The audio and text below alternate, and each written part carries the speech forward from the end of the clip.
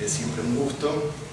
Y si además viene a presentar un adelanto de su próxima novela, pues más gusto todavía nos da. Lleva 5 años sin publicar una novela, lo cual es una buena noticia que tenga al menos el manuscrito terminado, listo para pasar a la editorial.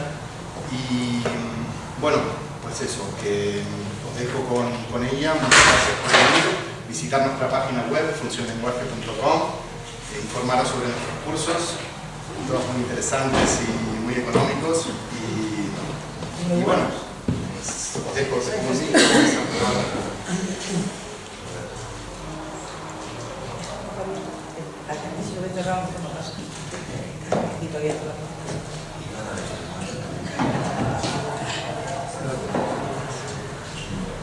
¿Ahora?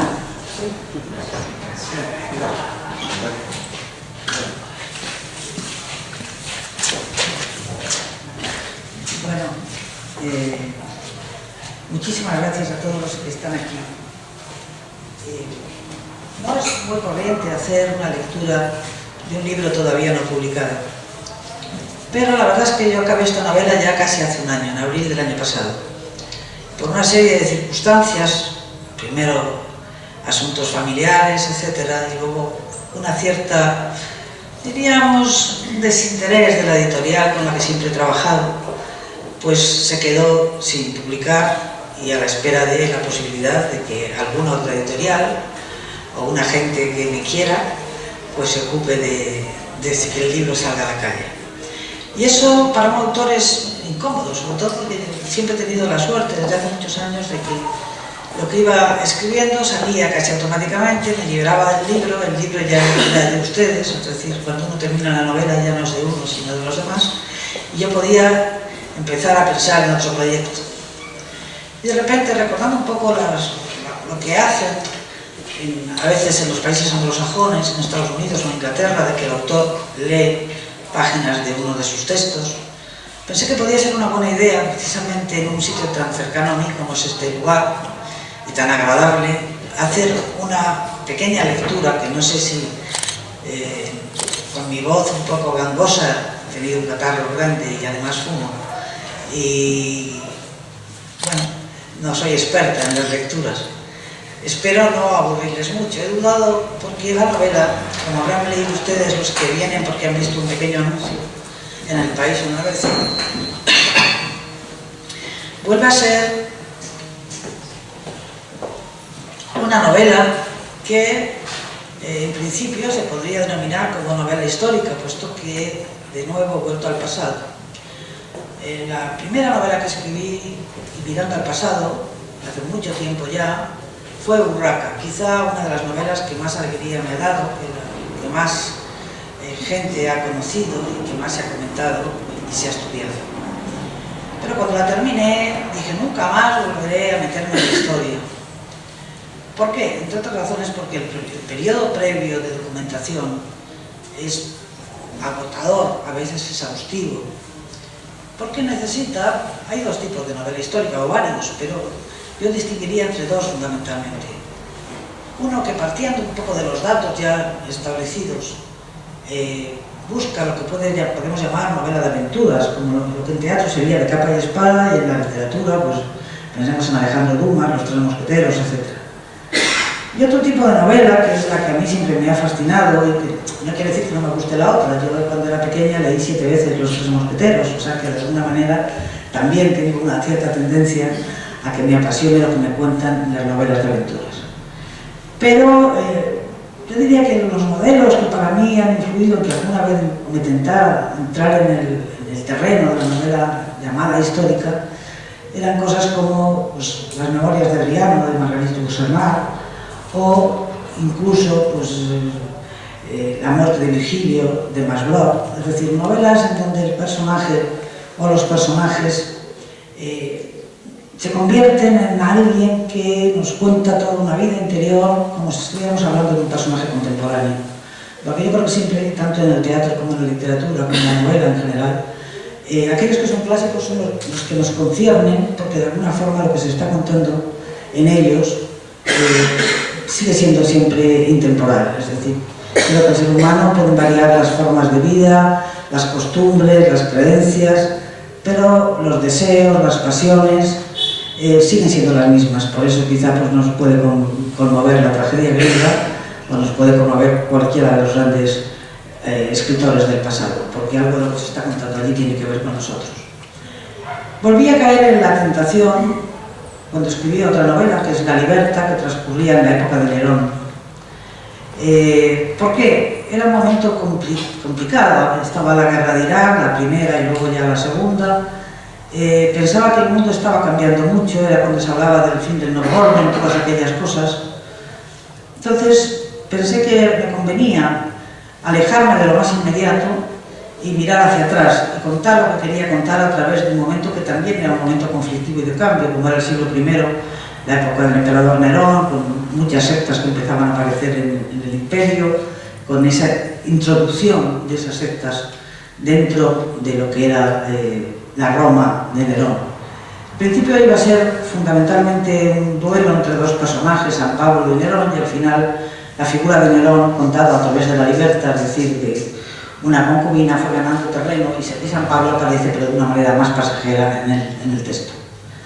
Volví a pensar que ya nunca más, porque si La Libertà me había llevado mucho tiempo documentándome, pues Nerón no les digo nada, lo que suponía la cantidad de bibliografía que hay de la nueva historiografía sobre Nerón. Entonces dije, bueno, esta es una aventura en la que me meto. Les confieso, por otra parte, que también la investigación me apasiona y por tanto es divertido cuando estás haciendo la búsqueda de los datos para encontrar el Nerón o Urraca, o en este caso Alfonso X, que quieres contar. La novela es una especie de llamada de atención. La novela de la que voy a leerles un capítulo, supongo, y espero no cansarles, es sobre Alfonso X.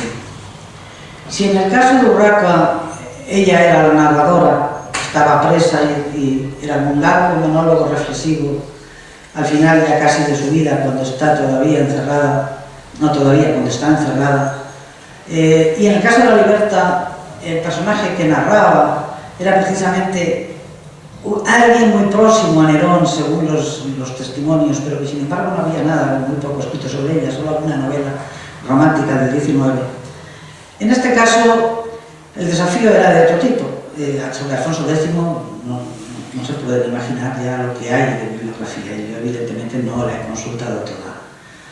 Pero tuve la suerte de que apareció un texto de un hispanista muy documentado sobre Alfonso X, y luego eso me remití a otros textos, en donde me fascinó de repente la posibilidad que veía allí de un personaje mucho más complejo de lo que siempre habíamos, o yo había pensado a través de la imagen que tenía, de ese hombre sabio que de alguna manera se había ocupado fundamentalmente pues, de esa conexión entre las tres culturas, que había creado los escritoria en ese caso, diferentes, buscando ediciones de libros, fomentando pues, a los miniaturistas, a los que escribían las traducciones, las revisaban, etc.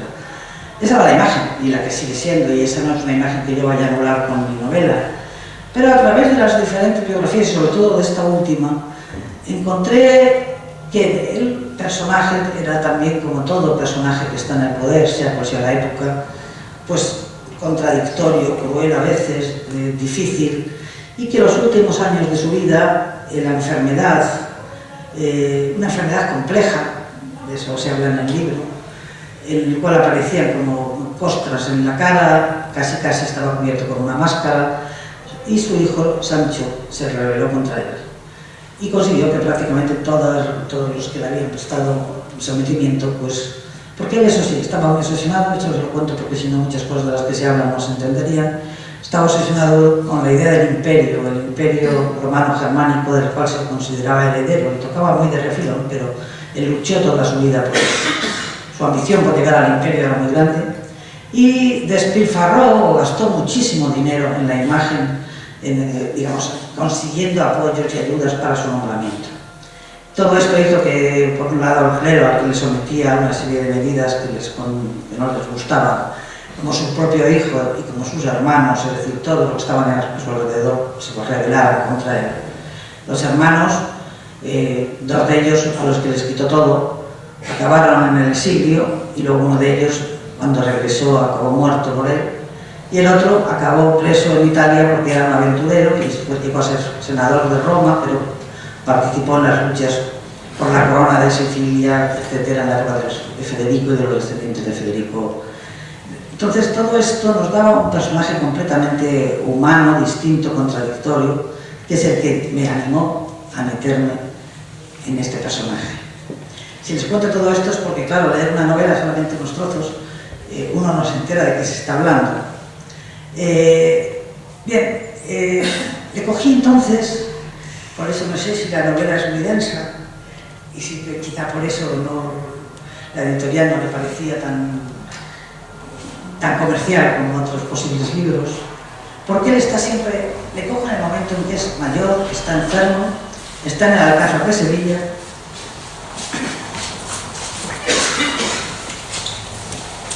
mayor, enfermo, en el Alcázar de Sevilla, acompañado por su hija bastarda, Beatriz, que había sido concebida con otra mujer que no era Violante. Violante era su esposa, hija de... me río porque van hablando conocidos y amigos. Hola a todos. Y familiares incluso. Entonces, he perdido un poco el hilo, pero lo recupero inmediatamente. Estaba diciendo que él estaba casado con Violante, que era hijo de don Jaume de Aragón y de Cataluña. Ella era hija de los dos, se casa con ella, que era de origen húngaro, cuando era muy cría. Tenía después una amante, como los reyes suelen tener amantes, ahora que el tema está de moda, pues desde la Edad Media la corriente.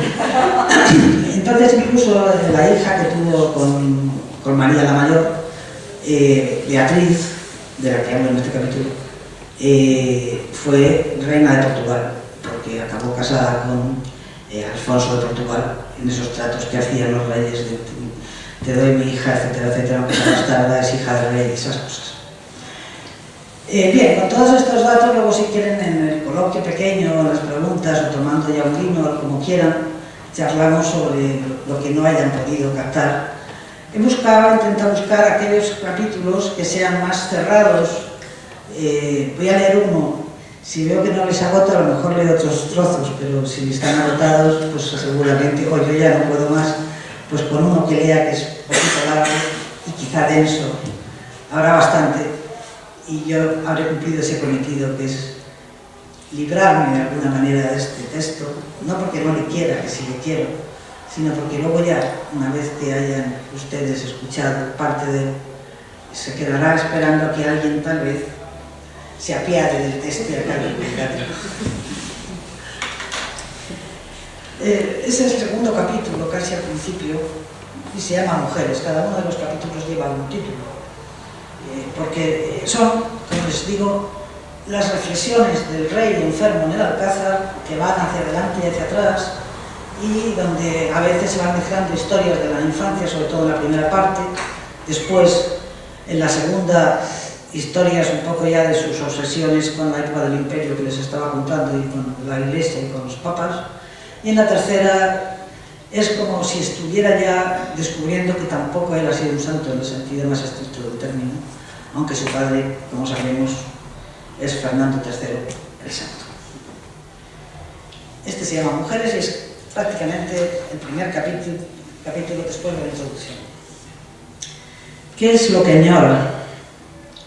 Hace ya mucho tiempo de todo, muchas horas, meses, años transcurridos, y sin embargo ahora se superponen, se confunden, como si todo hubiera pasado en un instante.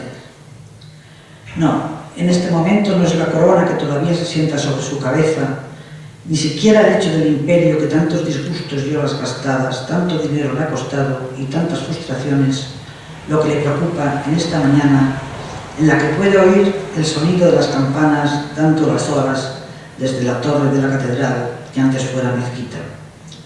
Lo que añora es solo el roce suave de la carne amiga, un cuerpo amable que le acoja, los muslos prietos, la cadera rotunda, la nalga firme, la oquedad entre las piernas oscura y húmeda, caliente para él, acogedora.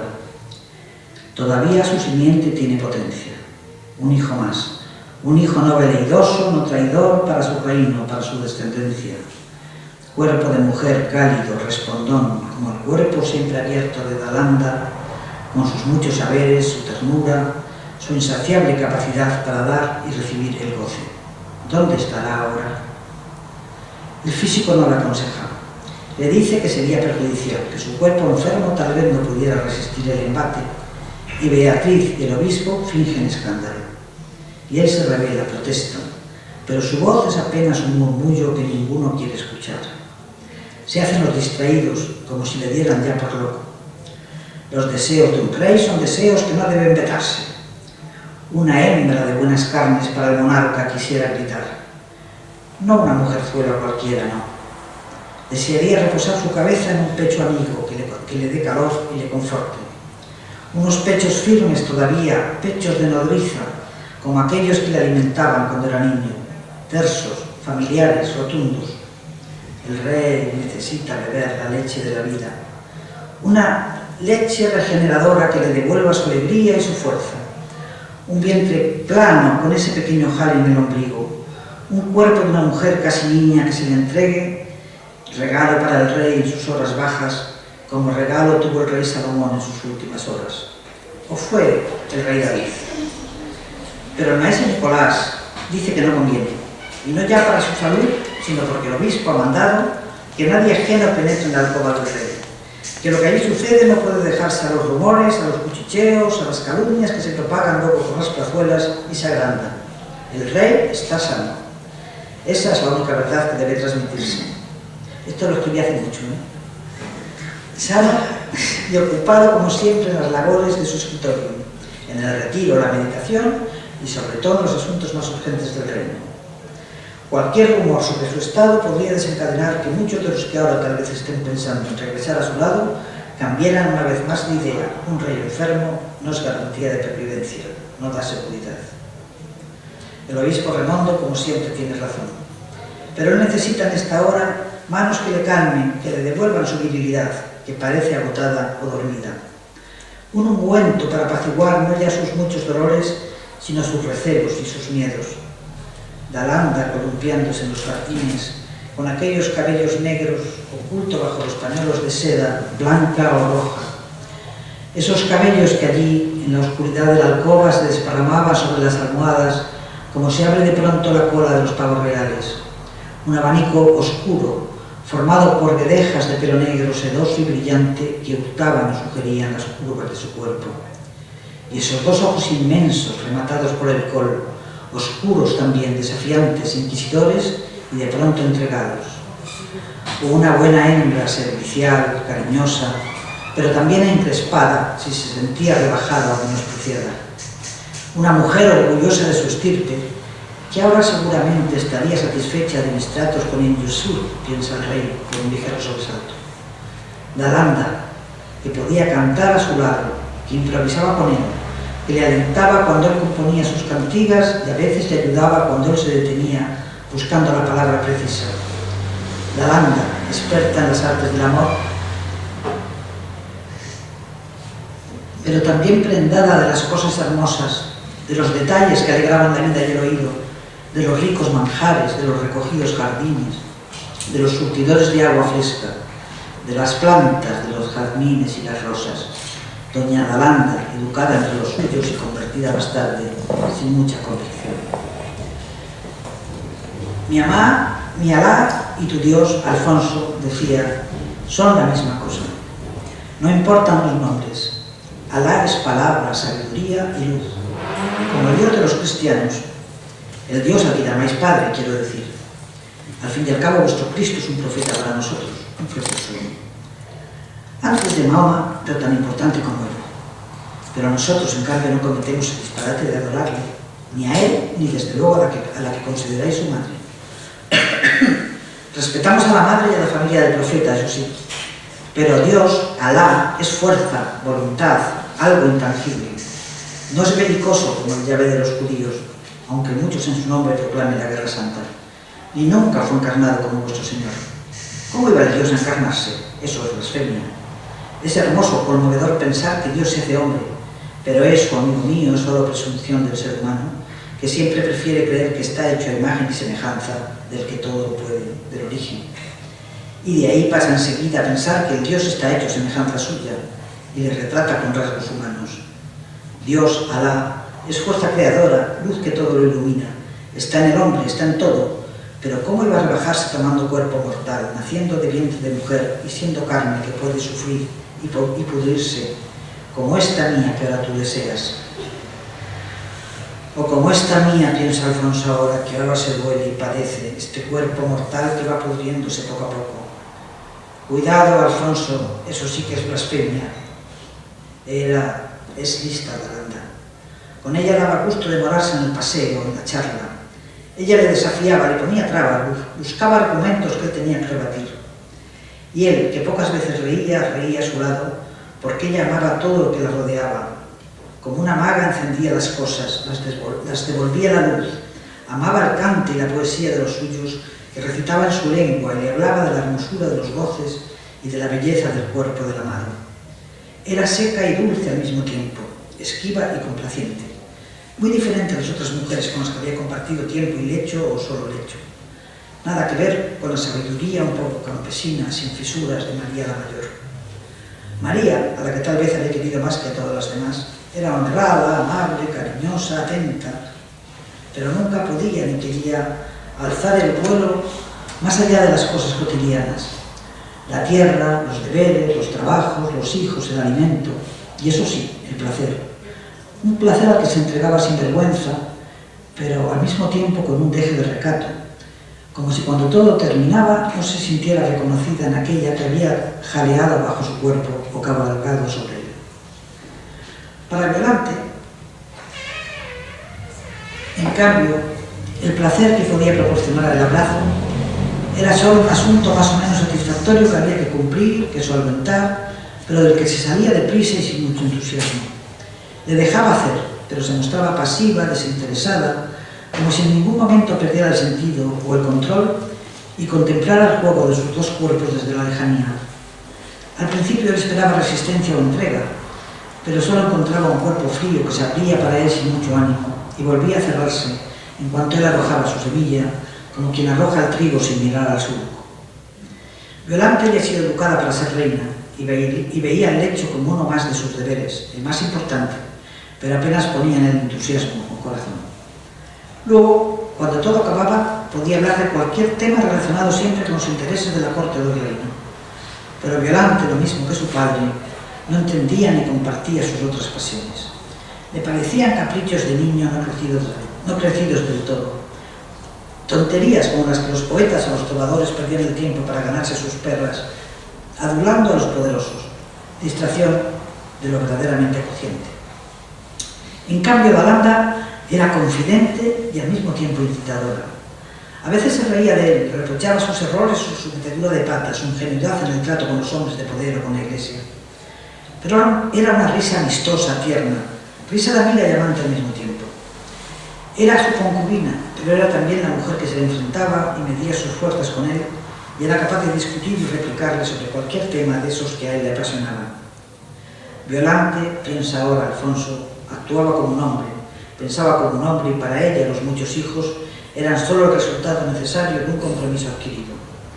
Puede que los quisiera, como seguramente quería Fernando.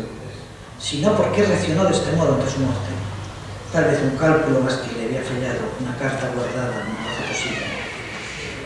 Pero ahora no quiere detenerse otra vez en las traiciones de Violante, que le sacan de sus cabales y le ponen espadas en el pecho. Siempre, entonces, desde el comienzo, prefirió a María, a la que ya se apuntaba desde la adolescencia. María era una mujer de la tierra, sólida, campechana, segura de sí misma y de su estirpe.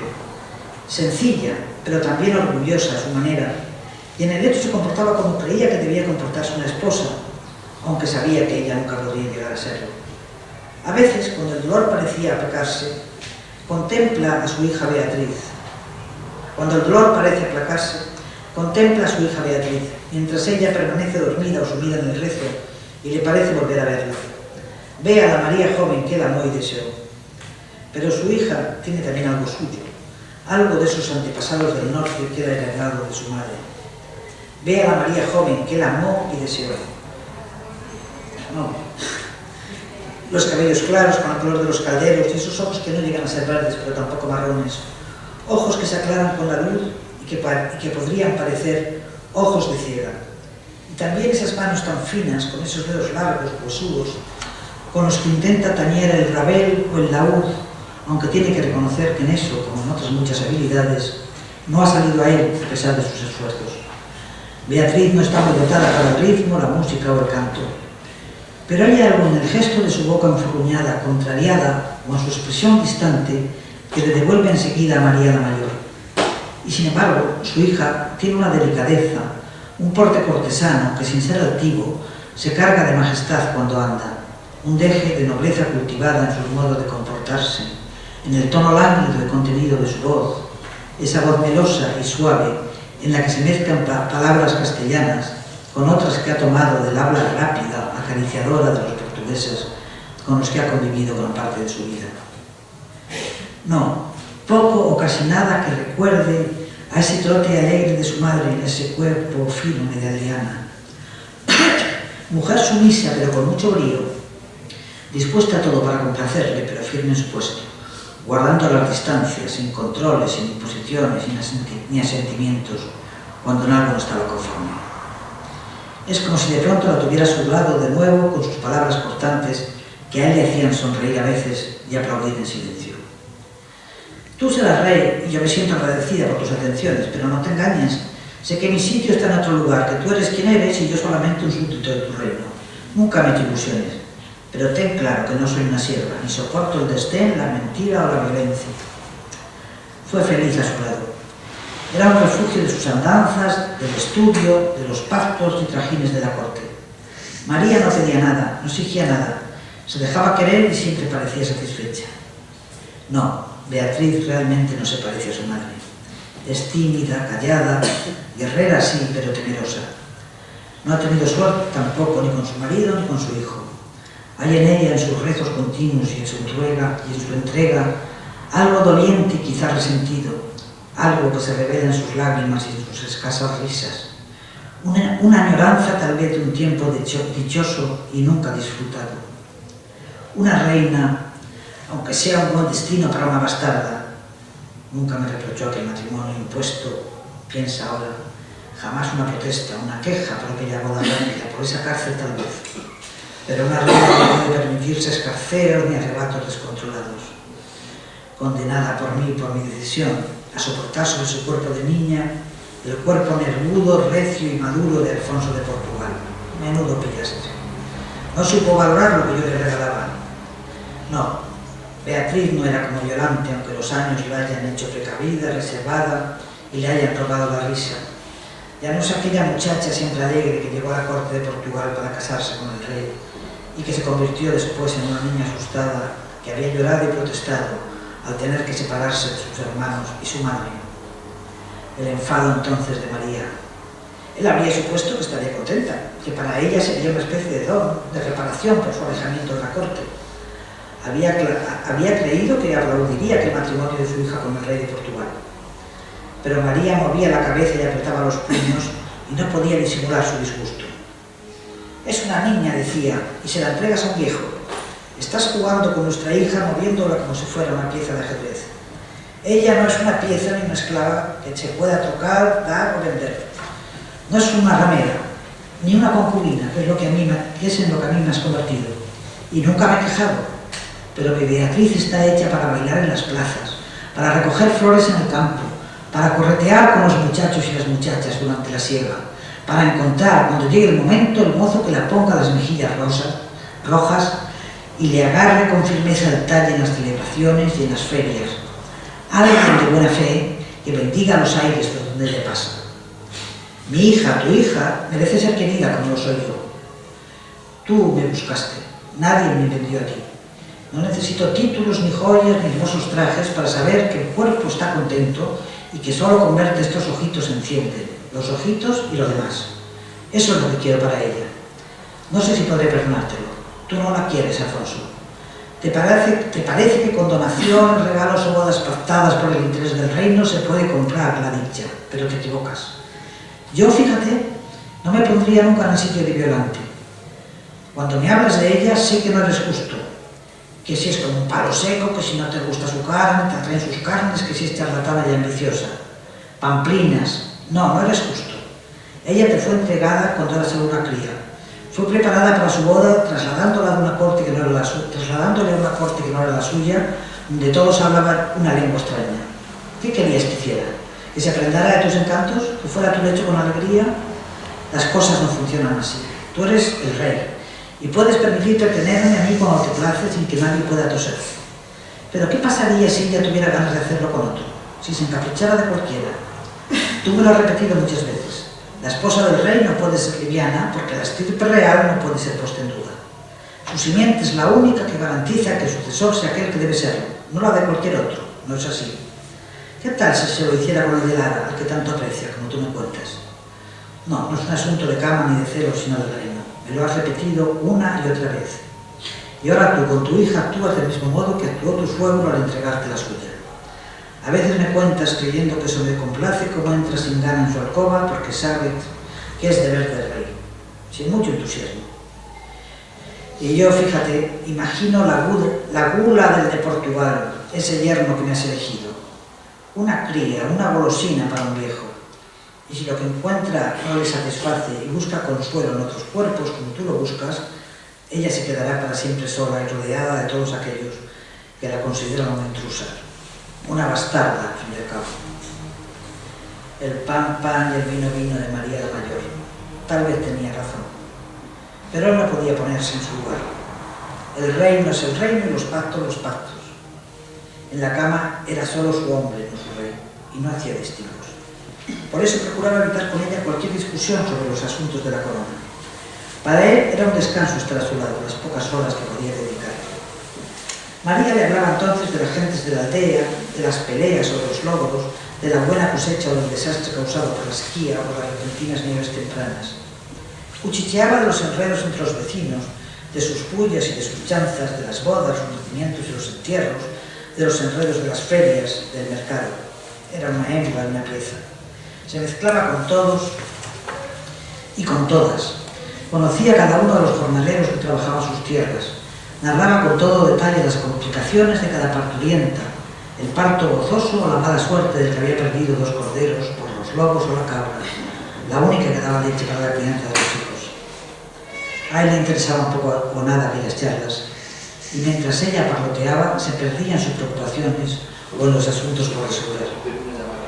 Pero de un modo tranquilo, sin sobresaltos ni miedos. Aquellos momentos eran para él como un retiro, un mundo ordenado y abarcable de pequeñas cosas que durante el rato que pasaba a su lado se iban agrandando, completando, adquiriendo un sentido, y lo narrado pasaba a ser un entretenido relato lleno de curvas, vericuetos, pequeños e inesperados sucesos, de emociones compartidas, de sustos o sobresaltos. Un relato de aldea que le adormilaba y le permitía olvidarse de las tensiones, de los anhelos frustrados, de las luchas de unos y de otros, de las intrigas de los cortesanos, de las trampas de los posibles enemigos. La mente en blanco como hoja de papel o de pergamino. Yacer con María la Mayor era como una medicina para su cuerpo y un descanso para su cabeza. Una pócima de tranquilidad y bienestar al alcance de la mano. Alfonso suspira hondo e intenta darse la vuelta. Las mujeres de su vida desfilando ante él en una procesión que tiene un arco de vía crucis. Qué extraña es la memoria. Selecciona y acorta, pero al mismo tiempo abre ventanas que antes permanecían cerradas o ignoradas. No ha tenido nunca demasiado tiempo para pensar en sus mujeres, en sus concubinas, y ahora se le presentan ante él sin pedirle cuentas. Doña María, tan distinta de doña Yolanda, o tan diferentes de aquella cortesana que compartió con él alguna de sus noches en sus viajes a las tierras de Francia. El rey moja sus labios con la lengua.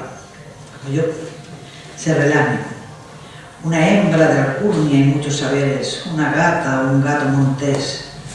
Tendría más de 30 años, casi 40. De orejas claras, casi blancas, manos pequeñas. Hábil en las artes del amor, como ella decía, y llena de ingenio. Amor cortés, mi rey, y hay saber, ric trobar. El caballero afirmaba frunciendo mucho los labios, como si fuera a besar su frente o su mejilla. El trovador como servidor devoto de su dama. Le concedía, o más bien le concedió después de un cierto tiempo, sus favores, porque tuvo que recorrer un largo trecho antes de conseguirlo, armarse de paciencia. Ella fingía desdén, ponía dificultades, se hacía de rogar y alardeaba de un desinterés que a él solo le estimulaba. Le hacía rabiar noche tras noche antes de retirarse en soledad a sus aposentos. Nunca antes había conocido a nadie igual. Su desparpajo, su juego repetido, su incitación y su rechazo eran algo tan nuevo que por un lado le humillaba y por otro le encandilaba. Había tenido 2 maridos y probablemente varios amantes. Su primer marido había muerto en la cruzada o había elegido permanecer allí, en las tierras del otro lado del mar, y todos le habían dado por muerto. Y el segundo, un hombre grueso, comilón, la dejaba libre mientras se dedicaba con pasión a la caza del vino. Hablaba de él como un extraño, alguien que no resultaba molesto y al que le estaba de algún modo agradecida. El rey sonríe. Una mujer que sabía deslumbrarle y desconcertarle con su juego repetido de sí pero no. Distante a veces, deseosa siempre de ser conquistada y al mismo tiempo esquiva. Algo nuevo. Una mujer de muchas palabras, remolona y coqueta, que saboreaba el buen vino de la Borgoña y le hablaba de los viñedos de la Champaña. Tardó casi una semana en entregarse, cuando él ya había pensado que su acoso noche tras noche comenzaba a ser un signo ante todos de su debilidad, una ofensa por tanto a su majestad. Ella le trataba como a cualquiera de los otros muchachos o caballeros que la rodeaban, como si su corona o su rango apenas le importaran. Era de algún modo la soberana de esa corte de amor de la que tanto hablaba. Rosana le contaba anécdotas de las cortes ya remotas de la reina Leonor y de sus 2 hijas, María y Alice, que casaron, decía, con los condes de Champagne y de Blois, y habían convertido sus señoríos, como antes hiciera su madre, en lugares de paz y de goce, rodeadas de trovadores, poetas y caballeros que las rendían homenaje y las veneraban. Un pequeño paraíso, afirmaba mientras señalaba uno de sus ojos y luego se le sacaba la lengua. Una lengua roja y gritante que le sacaba de quicio. Cortes de amor, repetía tentándole, mientras introducía un pequeño fruto entre los dientes, una fresa, un dátil, una uva negra. Cortes donde la mujer era respetada, cortes que él, tiene que reconocerlo, envidiaba cuando la oía hablar, porque de algún modo conectaban con sus sueños aquellos que había mimado desde la infancia. Convertir su corte en un lugar idílico, eso había deseado. Hombres serviciales, decía Rosana, dedicados a entonar loas a la mujer deseable, hermosa e inalcanzable, como él mismo había dedicado gran parte de su vida a cantar las gracias y milagros de esa señora, la que nunca podría abandonarle, esa virgen soberana con la que siempre había contado. Pero eso no podía decírselo a ella, porque se habría reído de él. No era precisamente de vírgenes de lo que ella le hablaba, sino de mujeres terrenales de carne y hueso. Mujeres, decía, como la admirada condesa María, o Leonor, o la afortunada Alice. Mujeres a las que se debía respeto y pleitesía, pero dispuestas a entregarse a aquel que supiera burlar su resistencia y abrir por fin la puerta del castillo, de la cámara, cuando ella hubiera doblegado a todos los que obstaculizan el goce, el marido insensible, los celos, los calumniadores y el pudor.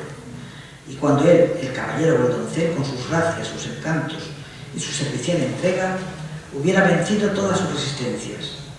Era un desafío que le encelaba. Ahora recuerda aquella noche en que le habló del Román de la Rose. Y él, entre los vapores del buen vino y de aquel magnífico asado de cordero que habían saboreado en el convite, la contemplaba y le parecía que irradiaba una luz sobrenatural, como una de esas princesas de las viejas leyendas que ella le narraba. Rosana repartía los papeles para incitarle. Ella, por ejemplo, era esa noche Isolda y él era el rey Marc. Pero ella, tenlo en cuenta, decía, no ama al rey, sino que se desvive por el joven Tristan.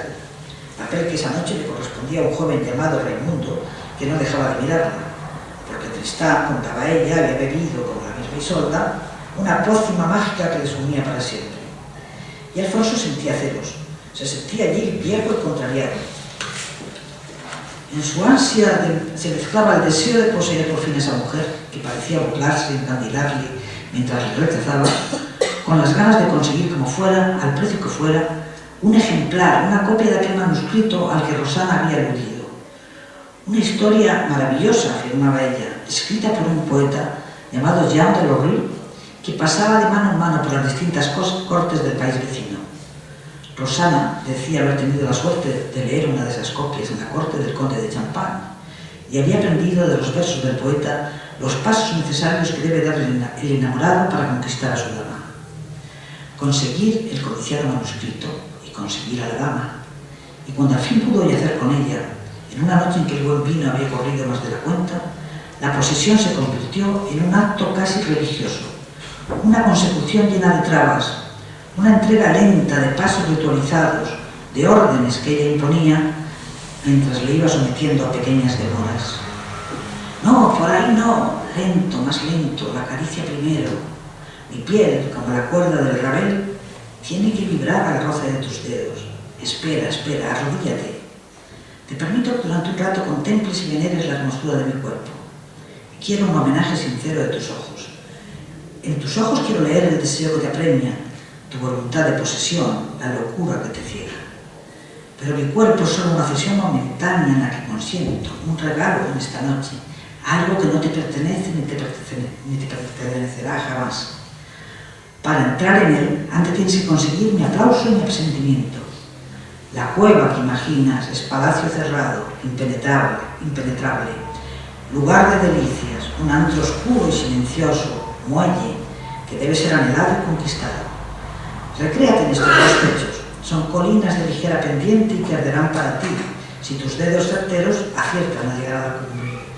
Levántate ahora y acuéstate a mi lado, pero esas manos quietas, esas manos que no deben ser osadas ni insolentes, sino solo guardadas del secreto que mi cuerpo puede llegar a transmitirte cuando estés preparado. Mientras, entiéndelo, hay una espada invisible entre los dos como la que separaba a Tristán de la bella Isolda. Sé que tendrás que partir antes o después, y por eso he accedido a dejarte penetrar en mi alcoba. No es al rey al que invito, sino al caballero que sabe postrarse ante mí, que está dispuesto a vencer mis temores y mi resistencia. El rey sueña ahora y siente el despertar de la carne.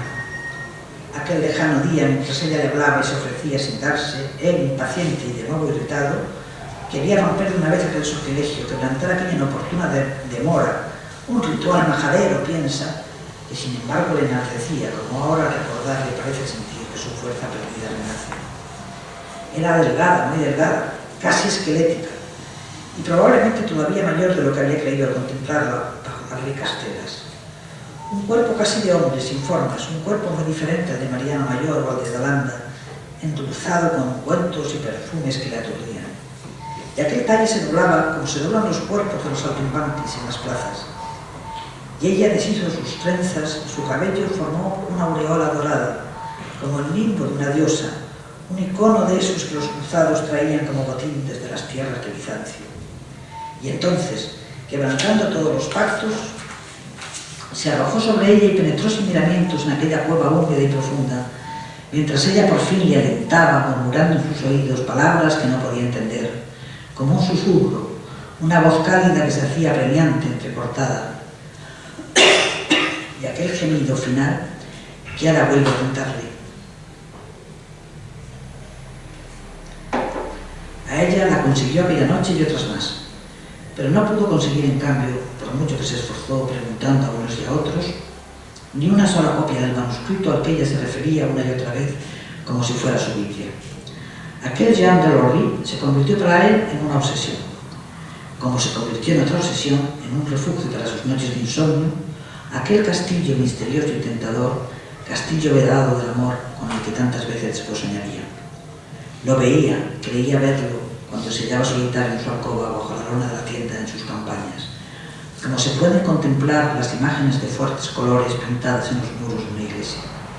una torre elevada, una fortaleza, un foso y un portón de sólida madera tallada, guardado por unos terribles portraitures. Rosana cerraba mucho los labios cuando pronunciaba la palabra. Unas imágenes pintadas, terroríficas, de aquellas dos figuras que son y serán siempre, decía ella, obstáculos para el amor, la avaricia y la vejez. Y ahora que se siente viejo, casi un anciano, que no puede moverse, sabe que eso es verdad. La avaricia que tuerce y enmascara los destinos y los deseos de los hombres y les aleja de lo más próximo y verdadero, y la ancianidad que limita y sustrae, arrebatando la posibilidad del goce para siempre. Pero cuando durmió con ella aquella noche no se sentía viejo ni distraído por asuntos de dinero, imperio o las guerras, sino que como el caballero que logra por fin que la guardiana de la puerta, la carcelera, le dé paso a aquel espléndido jardín en el que damas y caballeros danzan la ronda del solaz y en la que, cómo no, participan el gozo y la juventud, experimentó una sensación desconocida hasta aquel momento, como si todo su ser se abriera y él se disolviera en el abrazo. Y así, igual que el amante empecinado llega por fin a la fuente de Narciso y puede cortar la rosa más hermosa, mientras Cupido traspasaba su pecho con una ardiente flecha, él pudo vivir una experiencia que nunca hasta entonces había vivido. No era el amor que el poeta cantaba, sino un desprendimiento, un derrumbe tras la larga espera, tras el fatigoso camino recorrido, un desplome que resultaba benéfico, sanador, como si esa vez al derramar sus semillas se hubiera vaciado, liberándose por un rato de temores y recelos. Rosana descansaba a su lado, desmadejada también, como si se hubiera deshecho, y le sonreía. No era hermosa, pero le sonreía. Una sonrisa complacida y cómplice. Una sonrisa como la que él percibe a veces en el rostro de esa señora que también va y viene, fugaz, juguetona, inalcanzable y a la que siempre espera. Cuidado, Alfonso, amor sagrado y amor humano, no hay que mezclarlos. Rosana, con una copa de vino en la mano, parece llamarlo. O es la señora que por fin acude para darle ayuda. No tan distinto, no tan distinto. Alfonso cierra los ojos. Todavía daría una fortuna a aquel que le consiguiera el manuscrito. Mi reino a cambio del Román de la Rose. Tal vez sí, tal vez lo hiciera. El reino que se le escapa de las manos a cambio del manuscrito que nunca llegó a ver, del que no pudo conseguir ni una mísera copia. Desde el artesonado, el rostro de Rosana parece llamarle o sacarle de nuevo aquella larga lengua incitadora. Dos portraitures, la avaricia y la ancianidad. Si vendiera su reino por un manuscrito, su hijo Sancho o cualquier otro, estaría dispuesta a cortarle la cabeza y colgarla a la puerta del castillo, no del amor, sino de su ciudad, de su alcázar. El rey se deja llevar, cierra los ojos y para dormirse intenta de nuevo rescatar el rostro placentero, tranquilo, de María la Mayor. Cuando se despierte y venga su hija Beatriz, tiene que contarle lo mucho que ha querido su madre. Nunca se lo ha dicho y merece saberlo.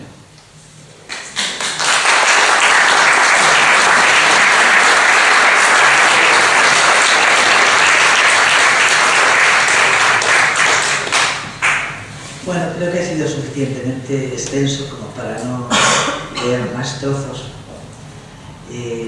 Este es un momento más amoroso y erótico. Luego hay otros que hablan de otros temas fundamentales, el poder, las luchas, el arrepentimiento a veces por los crímenes cometidos, las dudas. Es decir, es la cama de un enfermo, con todo lo que la cama de un enfermo puede venir hacia adelante y hacia atrás. Muchas gracias. No sé si queréis o quieren comentar algo o si no pasamos a eso que es tan agradable de vino y algo de explicar. Pero bueno, alguna pregunta siempre tiene para romper. Literal fue también Hombre, todo rey, sobre todo la Edad Media, pero bueno, no creo que fueran peores en la Edad Media que ahora. Todo rey comete desmanes, sí. Entonces, ya lo he contado al principio, cuando he hecho ese pequeño resumen de lo que a mí lo que más me fascinó de la figura de Alfonso, precisamente, era ver ese otro lado. Es verdad que él estaría loco por el manuscrito de Juan de la Rose, que es invención mía, pero él se dedicó a buscar manuscritos de por todas partes.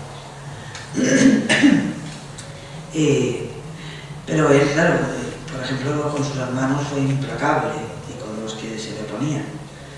Y a su hermano Fabrique, cuando regresó, pues de una manera más bien ruin y brutal, que hay una parte del libro donde continuamente va apareciendo la cabeza y el cuerpo troceado de Fabrique, al que arrojaba un escritor colero, él, sin juicio del principio, eso además era una gran felonía, como se podría decir, porque al fin y al cabo era príncipe, infante y hermano del rey, entonces por lo menos un juicio le acusaba de las culpas. Y incluso en el momento este final, cuando todos se han revelado, como he dicho, Sancho, su hijo, se ha revelado, y los nobles y la iglesia contra él, él está allí con sus llagas y su enfermedad, pero llama a Yusuf, a Benimerín, para luchar contra su hijo. Antes había luchado desesperadamente contra Benimerín, pero en este momento que necesita ayuda, llama a las tropas de Benimerín para acabar con su hijo. Luego hay partes también donde se habla un poco de todo lo que le acusaron al final. Para muchos era el anticristo, para muchos se dedicaba a la cábala, para muchos, como Federico el Grande de Sicilia, ¿no? El emperador. Entonces, todos esos asuntos y el Papa que le condenó por un memorándum, etc., pues van apareciendo sus vacilaciones, sus dudas, sus reflexiones a través del libro. Las tres mujeres que cito son reales. Violante era su mujer, Galanda era una concubina de origen árabe que se había convertido, y María la Mayor, la madre de Beatriz Laín, como le he dicho antes, a la que casó con el rey de Portugal y tal. Hombre, lo que pensara de ellas y tal, eso ya es la imaginación del autor, pero bueno, por cómo parece que era, podría ser así. A mí me parece que está también muy bien tratado lo de las hijas bastardas, entre comillas, porque realmente en esa época los hijos y las hijas bastardas tenían un peso muy fuerte, porque será solo después del Concilio de Trento, o sea, de la Contrarreforma, cuando ya no pudieran aparecer los curiosos en las listas sucesorias, no pueden aparecer los hijos de las bastardas. De hecho, en España, Juan de Austria fue el último hijo bastardo que fue como reconocido, ¿no? Pero hasta entonces, como no estaba impuesto todavía el matrimonio monogámico indisoluble, entonces los hijos, que luego se llaman bastardos, pero los hijos naturales, como se llamarían en esa época, Podían tener sí, eran todos los hijos, por eso tenían tantos, aparte de que no había métodos anticonceptivos muy claros, algunos habría, pero tenían muchos porque eran en realidad como monedas de cambio con las diferentes monarquías. Esto no era la tuya, tú no eras la mía. He dicho que Violante se la dieron cuando era una cría, su suegro, es decir, sería pues, Jaume de Aragón, y les interesaba en ese momento un convenio, y por tanto se casó con la hija de Jaume de Aragón. Y ella era la madre de Violante, en cambio era de origen húngaro. También hay un capítulo de Globa, se habla también de las cruzadas, de muchos temas europeos que hay detrás, con todo lo que él intentaba conseguir la corona del imperio. A veces era más lírico, a veces más ético, sí. como la época. Pues si hay alguna otra pregunta, gesto o cosa parecida, solo le puedo agradecer. No sé si se ha hecho muy pesado. Gracias. Tenía miedo porque era un poco largo y bueno, todos eran así extensos, son capítulos muy extensos. Entonces, muchas gracias y podemos pasar a charlar ya tranquilamente con una cerveza. Gracias por venir y bueno, estén atentos para cuando salga entre el alba y la noche. Después, sí, ¿por qué no lees la cita de donde sacas el título de la novela? Es un trocito, en realidad es un verso de un poema que es bastante más largo, es un fragmento de Borges, que está dedicado a James Joyce, que lo publicó en el Elogio de la Sombra. Dice: entre el alba y la noche está la historia universal. Desde la noche veo a mis pies los caminos del hebreo, Cartago aniquilada, infierno y gloria. Sigue el poema. Gracias por venir.